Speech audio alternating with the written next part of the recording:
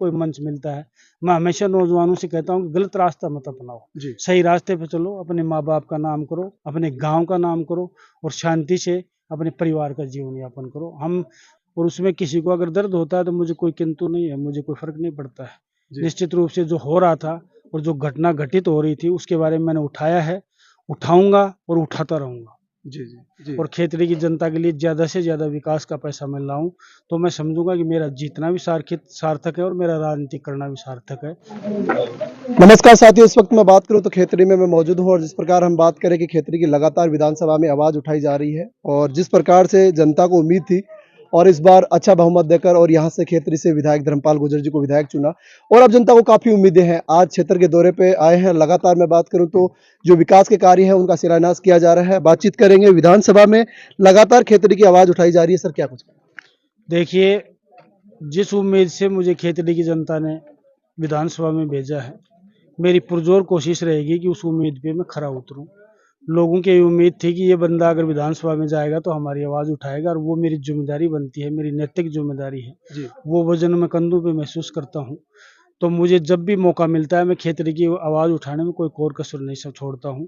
खेतड़ी के हर मुद्दे पर, हर पहलू पर बात करना मेरा फ़र्ज़ है, कसर नहीं सब छोड़ता हूँ। खेतड़ी के हर मुद्दे पर, हर पहलू पर बात करना मेरा फ़र्ज़ है और खेतड़ी की जनता के लिए ज़्यादा से ज़्यादा विकास का पैसा मिल रहा हूँ तो मैं समझूंगा कि मेरा जीतना भी सार्थक है और मेरा राजनीति करना भी सार्थक है।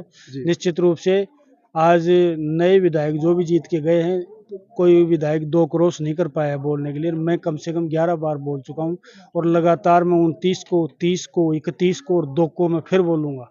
लगातार 4 दिन और बोलूँगा। अगर विधानसभा आगे और चली तो निश्चित रूप से उसमें मैं खेतड़ी के मुद्दे उठाऊँगा और इसमें मैं ये समझूं कि मैं इसमें कोई किसी को एहसान करता हूं तो ऐसा मैं कुछ नहीं समझता। ये मेरा फ़र्ज़ है क्योंकि जिस उम्मीद से मुझे खेतड़ी की जनता ने चुन के भेजा है उस उम्मीद पर खरा उतरना मेरा ये प्रयास निश्चित रूप से रहेगा। सर, एक मुद्दा उठा था विधानसभा में, क्वेश्चन लगातार खेतड़ी को परिप्रेक्ष्य में लेकर आपने ही एक मुद्दा उठाया था। उसके बाद खेतड़ी में धरने, प्रदर्शन, वॉक युद्ध ये चल रहा है, इस पर आप क्या कहें?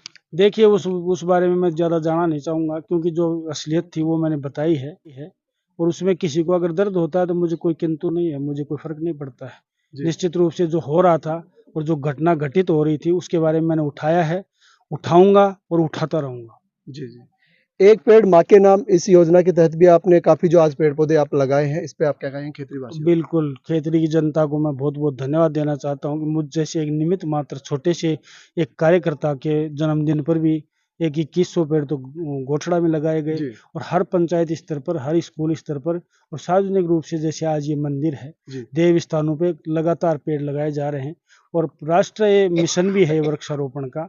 हम प्रकृति से कितना कुछ लेते हैं, उसका एक थोड़ा सा भी अगर हम देंगे तो निश्चित रूप से प्रकृति के प्रति हमारा ऋण उतरता है और ये वृक्षारोपण का अभियान है, हमारा राष्ट्रीय अभियान है। एक पेड़ माँ के नाम से सब लोग अपनी माँ के नाम से एक पेड़ लगाएं, उसकी सार समाज करें और उसको पालन पोषण करें निश्चित रूप से, क्योंकि माँ जब वृद्ध हो जाती है तो उसकी जिम्मेदारी पालन पोषण की हमारी खुद की हो जाती है।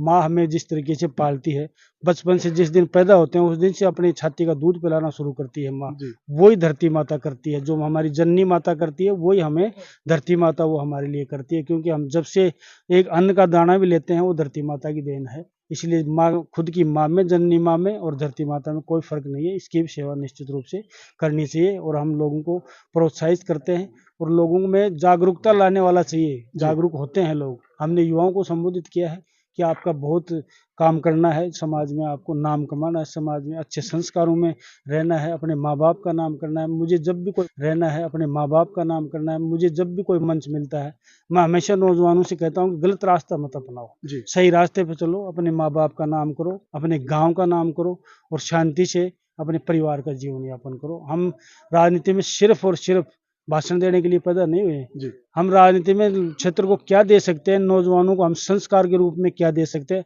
राजनीति से हटके भी कई काम हैं जो हमें करने चाहिए, हालांकि सब नेता करते नहीं है। मैं मंच पर खुद अपने स्वार्थ की बात नहीं करके मैं युवाओं को जगाने की बात करता रहता हूँ हमेशा। अब उसमें कितना असर होता है, कितने लोगों का असर होता है, इसकी गणित या कैलकुलेशन में लगाऊंगा नहीं। अगर 1000 नौजवान भी सुनते हैं और उसमें 10 नौजवान भी मेरी बात का अनुसरण करते हैं तो मैं समझता हूँ कि मैंने समाज का कुछ हिस्सा ठीक कर दिया। धन्यवाद सर।